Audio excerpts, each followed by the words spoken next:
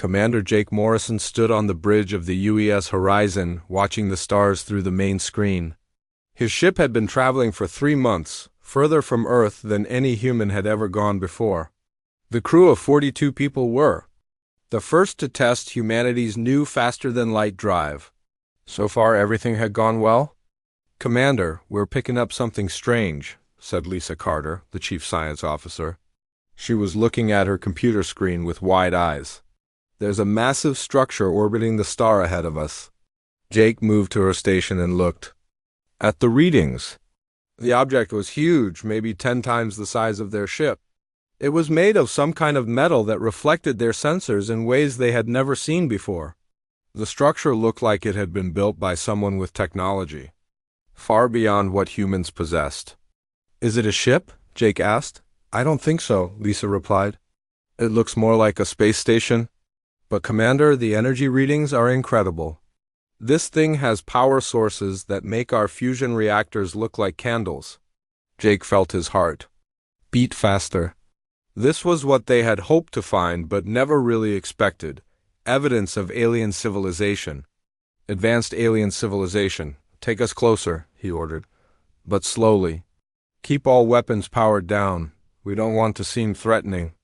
The pilot, Susan Clark, carefully moved the ship toward the alien station. As they got closer, they could see more details. The station was beautiful in a strange way.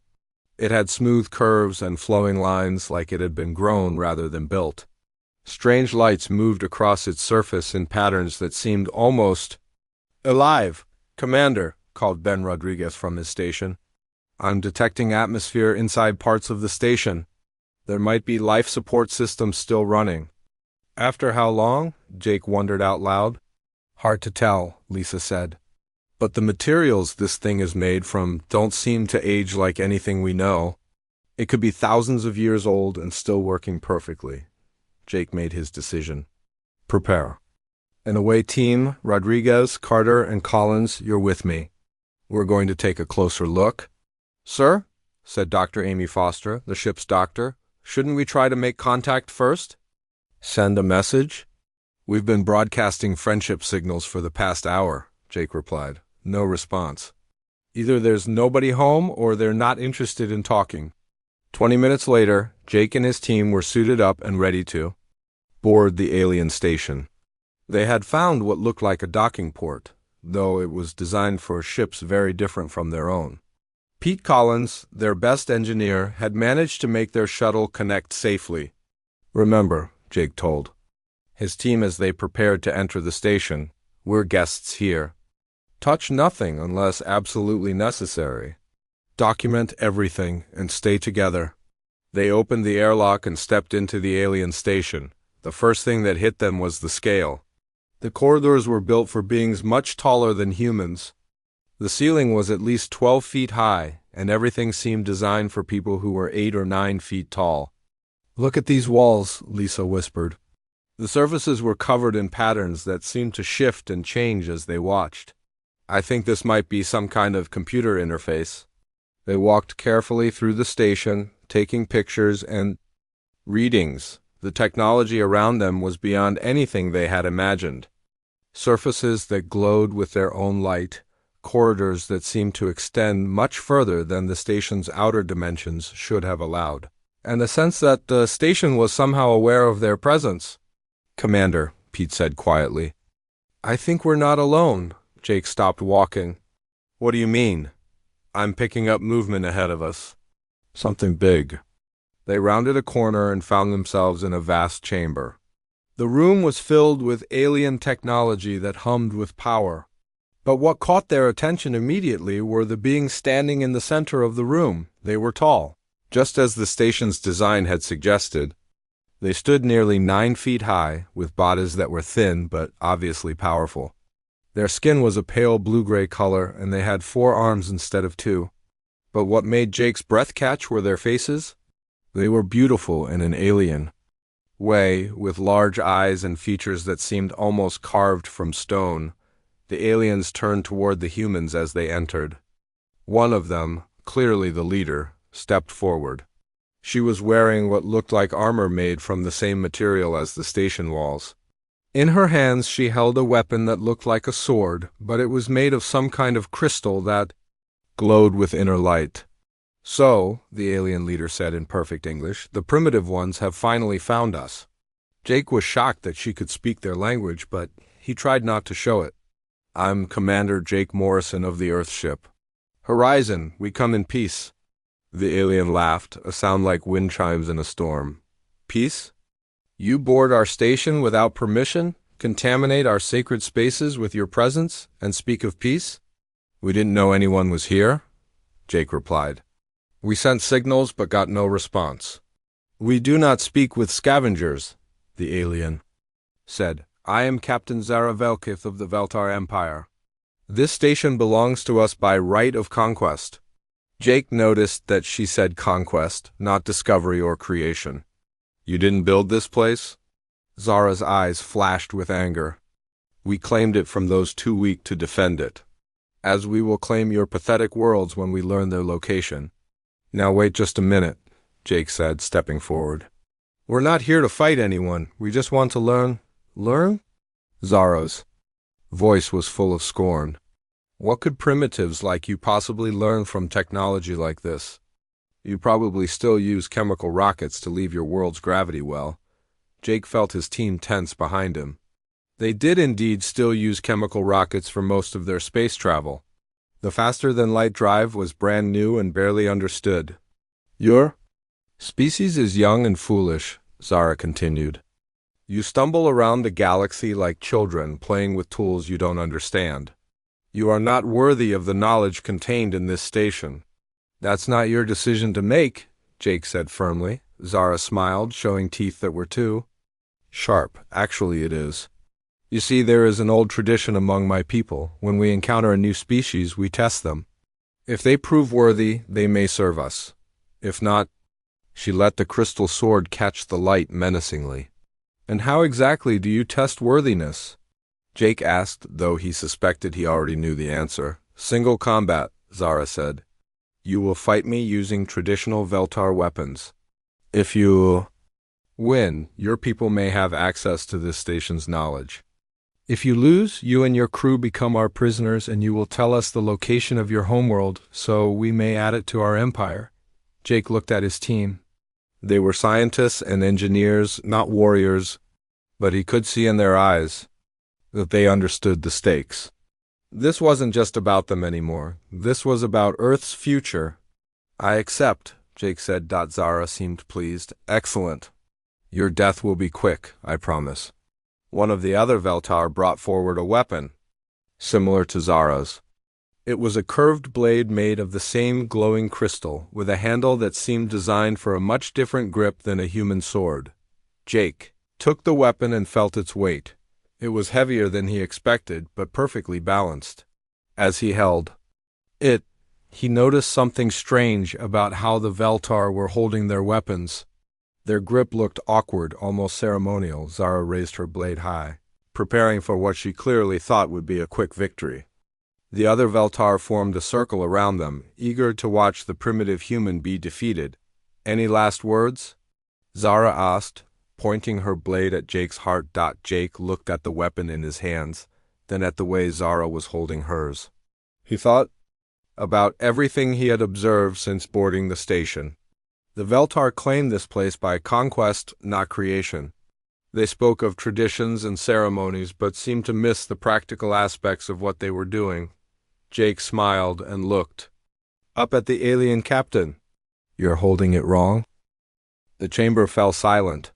All the Veltar warriors stopped moving and stared at Jake. Zara's eyes narrowed as she looked at the human holding the crystal blade. "What did you say?" she asked, her voice cold and dangerous. Jake held up the weapon and showed her his grip. "I said you're holding it wrong. Look at this blade. See how it curves? See the weight distribution? You're holding it like a ceremonial sword, not a fighting weapon."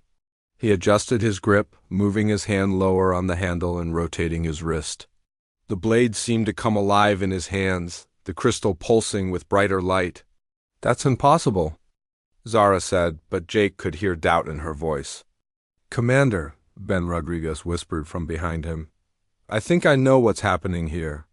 I've studied ancient martial arts from Earth. The way you're holding that blade now, it looks like some of the old Filipino fighting styles. Reverse. Grip blade along the forearm for defense and quick strikes. Jake nodded without taking his eyes off Zara. These weapons weren't designed for the way you're using them. They're meant for close combat, not ceremonial dueling. Zara looked at her own weapon, then at Jake's. For the first time since they had met her, she seemed uncertain. Our ancestors used these blades to conquer star systems. We have used them in this manner for thousands of years. Your ancestors probably knew how to use them properly, Jake said. But somewhere along the way, you forgot. You turned fighting into ceremony and ceremony into tradition. You kept the traditions but lost the knowledge. Dr. Amy Foster was watching, the Veltar warriors around them. She noticed something that made her heart beat faster. Jake, she said quietly, look at their arms. 4 arms, right? But they're only using 2 to hold their weapons. Jake glanced around the circle of warriors. Amy was right. Every Veltar was holding their blade with just 2 hands, leaving their other 2 arms hanging uselessly at their sides. These weapons were designed for beings with 4 arms, Jake realized. You're supposed to use all 4 hands. That's why. The handles are so long and the balance is so strange. Zara's face showed a mix of anger and confusion. You speak nonsense. We are the greatest warriors in the galaxy. We have conquered dozens of worlds. With technology you didn't create? Jake pointed out. This station, these weapons, even your ships probably. You take things from others, but you don't really understand them. Lisa Carter had been scanning the chamber with her instruments while the conversation continued. Commander, she said. Softly, I'm reading massive energy signatures from the walls. I think this whole room is some kind of advanced computer system, and it's been responding to your conversation. Jake noticed that the patterns on the walls had indeed been changing. They were brighter now, more active. What kind of responses? It's like the station is learning from what you're saying, Lisa explained. Every time you correct something about the weapons or the fighting style, the computer records it. Pete Collins was near one of the wall panels, trying to understand the alien technology. I think I'm starting to see how this works, he said. This isn't just a space station, it's a teaching machine, a library. But it only shares information with people who show they can learn and adapt. That's why the Veltar can't access the higher functions, Ben added. They're too rigid. They follow traditions without understanding them. The station's artificial intelligence recognizes that they're not really learning anything. Zara heard all of this, and her expression grew darker. Enough, she shouted. You will fight me now, or I will have my warriors kill all of you where you stand. Jake looked around at the Veltar warriors. There were at least 20 of them, all armed with crystal blades. His team had only basic sidearms, nothing that could match alien weapons.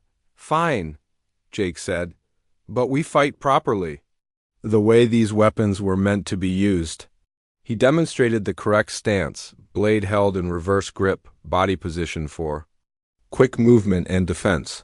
The crystal in his weapon pulsed brighter, responding to his proper technique. Zara tried to copy his stance, but her movements were clumsy. She had spent her entire life holding the weapon one way, and changing felt wrong and awkward. This is not how Veltar warriors fight, she said. Then maybe that's why you stopped being great warriors, Jake replied. The insult hit home. Zara's face flushed darker blue with anger as she attacked without warning. But her technique was all wrong for the weapon she was using. Jake easily deflected her strike and countered with a move that would have been impossible with her. Ceremonial grip, the blade in Jake's hand seemed to sing as it moved through the air. The crystal was now glowing so brightly that it lit up the entire chamber. Around them, the wall patterns were changing rapidly, recording everything that happened. How? Zara demanded, stepping back. How can a primitive human use our weapons better than we can? Because I'm not afraid to learn. Jake sighed. You've been using these blades for thousands of years, but you never really learned what they could do. You just repeated what you were taught even when it was wrong. Amy Foster had been watching the fight while keeping an eye on the other. Veltar, she noticed something important. Jake, look at the younger warriors. They're paying attention to everything you're doing. I think some of them are starting to understand. Jake saw what she meant. The older Veltar warriors looked angry and confused, but the younger ones were watching his technique with interest. A few of them were even adjusting their own grips slightly. Your people were great once, Jake said to Zara. But you stopped growing, you stopped learning. You just took what others built and used it without understanding it. We are still great. Zara insisted, but her voice lacked confidence. Are you? Jake asked. When was the last time your people invented something new? When was the last time you created instead of just taking? Zara had no answer for that. The truth was written on her face for everyone to see. Pete Collins had been working on the wall panel and suddenly made a breakthrough. Commander, I think I've figured out how to access the station's database, but it requires multiple users working together. The system is designed for cooperation, not individual use. That's why the Veltar can't unlock its secrets, Lisa realized. They're too focused on individual glory and dominance. The station's builders designed it to encourage cooperation and learning. Jake continued to circle with Zara, their blades clashing occasionally, but now he wasn't just fighting her. He was teaching her. Every move he made showed her something new about the weapon in her hands. This is how you block a high attack, he said, demonstrating with slow, clear movements. And this is how you counter from that position. Zara found herself copying his movements without thinking about it. The blade felt different in her hands now, more natural. For the first time in her life, she was actually fighting instead of just performing a ritual. I don't understand, she said, breathing hard. Why are you teaching me? I am your enemy. Because learning shouldn't be a weapon, Jake replied. Knowledge should be shared, not hoarded. That's what makes us stronger as a species. The younger Veltar warriors were now openly practicing the moves Jake had shown them. They were discovering that their weapons could do things they had never imagined. The room filled with the sound of crystal blades humming as they moved through the air properly for the first time in centuries.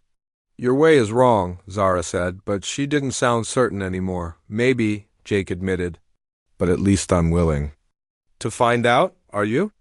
Zara looked at her warriors, then at the walls of the station that were now glowing with new activity. The ancient computer systems were coming alive, responding to the cooperation and learning happening in the chamber. She lowered her blade slightly. What do you want from us? Jake smiled. I want you to remember what you used to be, and I want to learn what you can teach us. Together, we might figure out what this place really is. The fight was far from over, but something had changed. The first step toward understanding had been taken. Zara stepped back and looked at Jake with new eyes. The crystal blade in her hands was still glowing, but now it felt different. It felt right. For the first time in her life, she understood what she was holding. This cannot be, she whispered. Humans are primitive. You have barely left your homeworld. How can you know things that we have forgotten? Jake lowered his blade but kept it ready. Maybe that's exactly why we can see it. We don't have thousands of years of wrong traditions getting in the way. Around them, the younger Veltar warriors were still practicing the new techniques. Their movements were getting smoother, more natural. The older warriors watched with growing unease. Captain, one of the older warriors said to Zara, this is not proper. These are sacred weapons. They should not be used in such ways. Sacred? Jake asked. Or just misunderstood? Lisa Carter was monitoring the station systems and noticed something alarming. Commander, I'm reading massive energy buildup in other parts of the station. Something big is happening. Pete Collins looked up from the wall panel he was working on. I think I know what it is. The station is trying to show us something, but it needs more cooperation to unlock whatever it is. What kind of cooperation? Ben Rodriguez asked. Different species working together, Pete explained. The system is designed so that no single race can access its full potential. You need multiple perspectives, different ways of thinking. Zara's face hardened. The Veltar do not work with other species. We conquer them or we destroy them. That is our way. And how's that working out for you? Jake asked. You've been stuck at the same level of technology for how long? Thousands of years?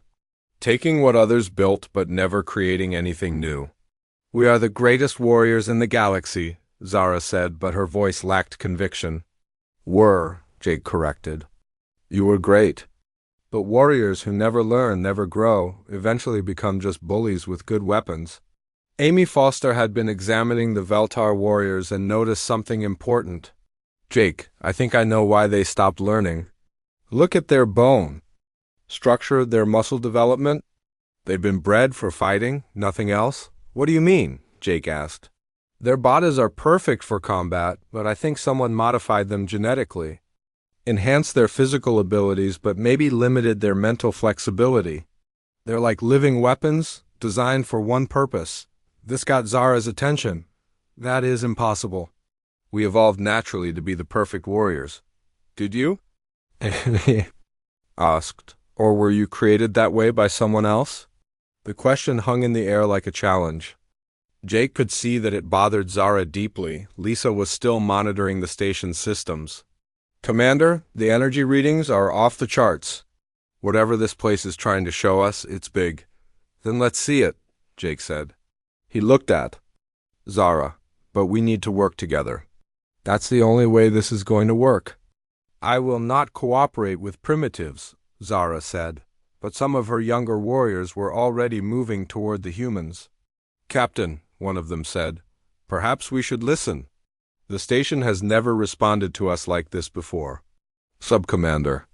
Keth, Zara said sharply, you forget your place. No, Keth replied. I remember my purpose. We are here to learn from this station, not to guard old traditions that don't work. Jake saw an opportunity. What if we made a different kind of challenge? Not combat, but creation. Let's see who can actually make something new using this station's technology. The Veltar do not create, Zara said. We conquer, we take what we need. Exactly, Jake said. And that's why you're stuck. You can't access the station's real power because you don't know how to create anything. Pete Collins had been working with the wall panel and suddenly made a breakthrough. Commander, I've got access to some kind of database. It's huge. There are star charts, technical specifications, even what looks like historical records. Show. U.S., Jake said. The wall in front of them suddenly came alive with images. Three-dimensional pictures filled the air, showing star systems, alien races, and technology beyond anything the humans had ever imagined. This is impossible, Zara breathed. The station has never shown us this before. Because you never asked the right questions, Jake replied. You were too busy trying to dominate it instead of learning from it. The images shifted, showing what looked like a vast galactic civilization. Hundreds of species working together, building incredible things, exploring the deepest mysteries of the universe. Who were they? Lisa asked. The architects, Pete read from the data streaming past. They built this station network to help younger species learn and grow, but something went wrong. The images changed again, showing destruction and war. The great civilization was falling apart, species turning against each other, the network of stations going dark one by one. The Veltar, Amy said quietly. They were created by the architects to protect the stations. But something went wrong with the modification process. What kind of modifications? Jake asked. Enhanced physical abilities, perfect warrior instincts, but reduced creativity and empathy. They were supposed to be guardians, but they became conquerors instead. Zara stared at the images with growing horror. You're saying we destroyed our own creators? Not you personally, Jake said gently. But your ancestors, yes. They were designed to protect, but the modifications made them too aggressive. They turned on the very people they were meant to serve. That's why the station stopped responding. To you, Lisa added. The architects programmed them to shut down if the Veltar ever became a threat instead of protectors. The chamber fell silent except for the humming of the crystal weapons. Even the older Veltar warriors were staring at the images with shocked expressions. "This is why we can't create anything new," Keth said slowly. "We were designed to be perfect warriors, but perfect warriors don't need to innovate. They just need to fight." "But you can learn," Jake said. "You proved that just now with the weapons. The modifications didn't take away your ability to learn, they just made it harder." Zara looked at her blade, then at Jake. "If this is true, then everything we believe about ourselves is wrong." "Not wrong," Jake corrected. "Just incomplete. You're more than what you were designed to be. You can choose to be something different." "The Empire will never accept this," Zara said.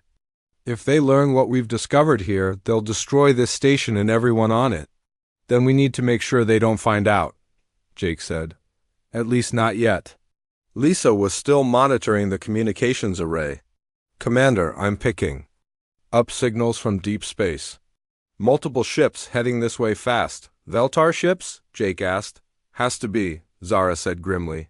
"I was supposed to report in hours ago? When I didn't, they would have sent a strike force." "How many?" Jake asked. "At least 20 ships," Zara replied. "Maybe more. Enough to destroy this station and everything in it." Jake looked at his team, then at the Veltar warriors around them. "How long do we have?" "Maybe 6 hours," Zara said. "Then we need to work fast," Jake said. "All of us together. What are you proposing?" Zara asked. "We figure out how to use this station's defenses. The architects built it to protect knowledge, right? There has to be a way to keep it safe." "The station has been dormant for thousands of years," Keth said. "Even if there are defenses, how do we activate them?" Pete Collins was still working with the wall panel. "I think I might have an idea. But it's going to require everyone working together, humans and Veltar, all of us." "What kind of cooperation?" Jake asked. "The kind that your people were designed to prevent," Pete said, looking at the Veltar. "The kind that built this place in the first place." Zara looked at the images, still floating in the air, showing the great civilization that her ancestors had helped destroy. "If we do this, there's no going back. We'll be betraying everything the Empire stands for." "Maybe it's time," Keth said quietly. "Maybe it's time to remember what we were supposed to be." Jake extended his hand to Zara. "What do you say? Ready to learn something new?" Zara looked at his hand for a long moment. Then she reached out and took it. "Let's see what we can create together." The station's lights pulsed brighter, as if it approved of their decision. But in the distance, enemy ships were approaching, and time was running out. The next few hours passed in a blur of activity. Jake and his team worked alongside the Veltar warriors, trying to unlock the station's secrets before the Empire fleet arrived. The ancient computer systems were responding to their cooperation, showing them more information than anyone had seen in thousands of years. "Look at this," Lisa Carter said, pointing to a 3-dimensional star map that filled the center of the chamber. "There are hundreds of these stations scattered across the galaxy. Each one contains part of a larger puzzle." Pete Collins was deep in the station's technical systems, his hands moving across control panels that seemed to reshape themselves to fit human fingers. "The technology here is incredible. It's like the station is learning how we think and adapting to help us." "That's exactly what it's doing," Ben Rodriguez said. He was studying the historical records that kept appearing on the walls. "The architects built these stations to be teachers. They respond to curiosity and cooperation, but they shut down when faced with aggression or domination." Amy Foster was working with some of the younger Veltar warriors, including Keth. She was using her medical scanner to analyze their genetic structure. "Jake, you need to see this. The modifications to the Veltar are more complex than we thought." Jake looked at the data Amy was showing him. "What am I looking at?" "The genetic changes aren't permanent," Amy explained. "They're more like a program that's been running in their DNA for thousands of years." "But programs can be rewritten," Keth stepped forward. "You're saying we can be changed back?" "Not back," Amy corrected. "Forward. You can become what you were meant to be before the modifications went wrong." Zara was listening to this conversation while watching the star map. Even if that's true, most of my people will never accept it. They're proud of being perfect warriors. But you're not perfect, Jake said gently. Perfect warriors would have conquered the galaxy by now. Instead, you've been stuck fighting the same battles over and over again. The Empire has conquered dozens of worlds, Zara protested. With stolen technology, Pete pointed out. When was the last time the Veltar invented something new? When was the last time you solved a problem instead of just fighting it? Zara had no answer for that. The truth was becoming harder to deny. Lisa was monitoring the communications array. Commander, I'm tracking the incoming fleet. 23 ships, all heavily armed. They'll be here in less than 4 hours. What about the station's defenses? Jake asked Pete. They exist, Pete replied, but they're not what you'd expect. The architects weren't warriors. Their defenses are designed to protect knowledge, not to destroy enemies. What does that mean? Zara asked. It means we need to think like teachers, not soldiers, Jake said. The station won't just blast the incoming ships. It will try to show them what they're really doing. Ben had been studying the architect records and made a discovery. I think I understand now. The architects didn't just build these stations to share knowledge. They built them to prevent exactly what happened. They knew that some species would try to use their technology for conquest. So they created safeguards, Amy added. The stations only work when multiple species cooperate. No single race can access the full potential of the network. That's why the Veltar Empire has been stuck at the same level for so long, Jake realized. They've been using architect technology without understanding it.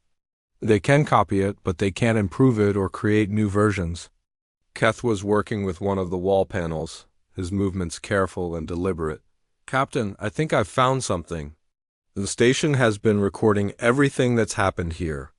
Every conversation, every discovery. Recording it for? What? Zara asked. To broadcast to the other stations, Keth explained. The whole network is connected. What we learn here will be shared with every other station in the galaxy. Jake felt a chill run down his spine. That means every species that uses the stations will know what we've discovered about the Veltar. And about humans, Lisa added. They'll know that we can work together, that we can learn and adapt. Is that good or bad? Amy asked. Both. Jake said, it means we can't hide anymore. But it also means we're not alone. The star map suddenly changed, showing dozens of points of light scattered across the galaxy. Each light represented a species that was currently using the station. Network? All of these races are connected, Ben said in amazement. They're all learning from each other, sharing knowledge and discoveries. Except for us, Zara said bitterly. The Veltar have been cut off from the network for thousands of years. We've been alone, fighting everyone we meet because we couldn't learn from them. But that can change, Jake said. The station is responding to you now. You're part of the network again. Not all of us, Zara replied. The Empire fleet that's coming won't understand any of this. They'll see cooperation with humans as betrayal. Pete had been monitoring the station's power systems. Commander, something big is happening. The station is drawing power from sources I can't identify. It's like it's preparing for something. Preparing for what? Jake asked. I think it's getting ready to defend itself, Pete said. But not with weapons, with knowledge. The chamber around them began to change. The walls became transparent, showing the vast interior of the station. They could see chambers and corridors they had never imagined, filled with technology that seemed to pulse with its own life. It's enormous, Lisa breathed. This station is 10 times bigger than we thought. The architects built it to be a library. Amy said, a repository of all the knowledge in the galaxy. But it's also a teacher, designed to help species learn and grow. And we've been treating it like a warehouse, Zara said quietly, taking what we wanted and ignoring everything else. The star map changed again, showing the approaching Veltar fleet. But now it also showed other ships from other species, all converging on their location. They're coming to help, Ben realized. The other races in the network, they know what's happening here. How many? Jake asked. Hundreds of ships, Lisa said, her voice full of wonder. Maybe thousands. Species I've never seen before, all working together. This is impossible, Zara said. The galaxy isn't united. Races fight each other constantly. Maybe they do, Jake said, but they also help each other. That's what the network is for. To show that cooperation is stronger than conflict. Keth was still working with the wall panel. Captain, I'm receiving. Messages from the other stations? They're offering to help us, but they want something in return. What do they want? Zara asked. They want us to choose, Keth said. The Veltar have to decide whether we want to be part of the network or continue being its enemy. And if we choose to be part of the network? Zara asked. Then we have to change, Keth replied. We have to become what we were meant to be, not what we were programmed to be. Jake looked at Zara. It's your choice, but you have to make it soon. The Empire fleet will be here in less than 3 hours. Zara looked around the chamber. Her younger warriors were working alongside the humans, learning and teaching in equal measure. The older warriors stood apart, unsure and afraid. If we do this, she said slowly, we won't be Veltar anymore. Not the way we've always been. You'll be something better, Jake said. You'll be what the architects intended you to be. And what's that? Zara asked. Teachers, Amy said. Protectors. Guardians of knowledge instead of conquerors of worlds. Zara closed her eyes and took a deep breath. When she opened them again, her decision was clear.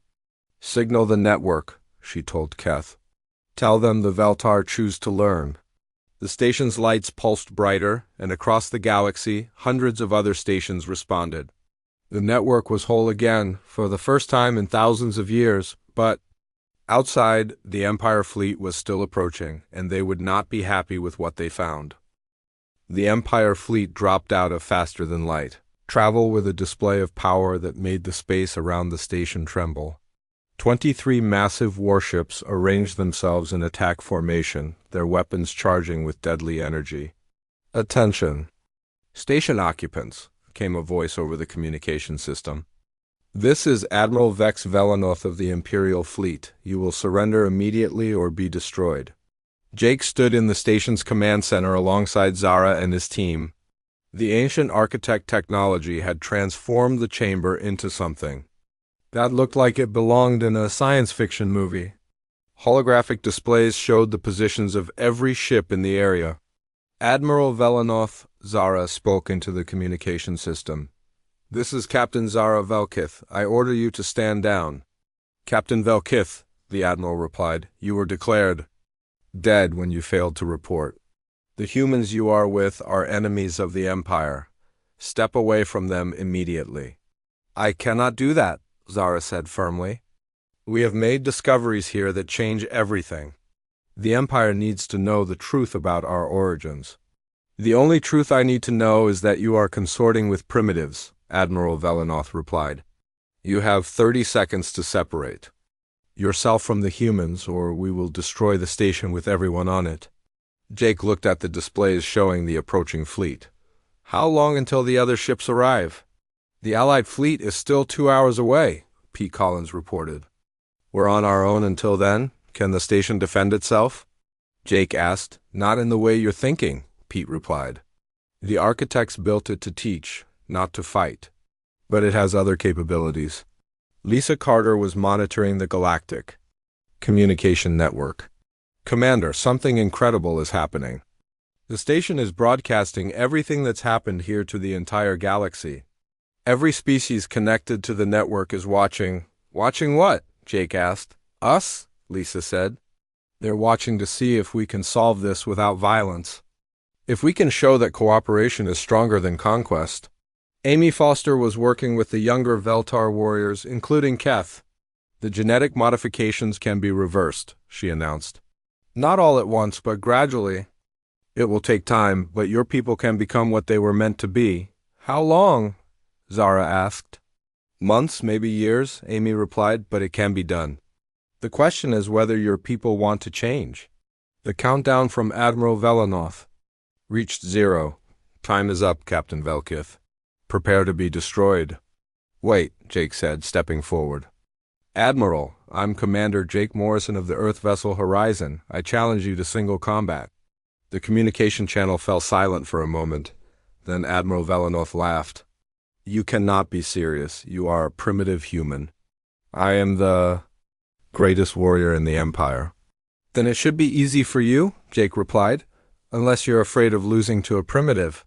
I accept your challenge, the Admiral said angrily. But when I kill you, the station will be destroyed and all humans will be enslaved.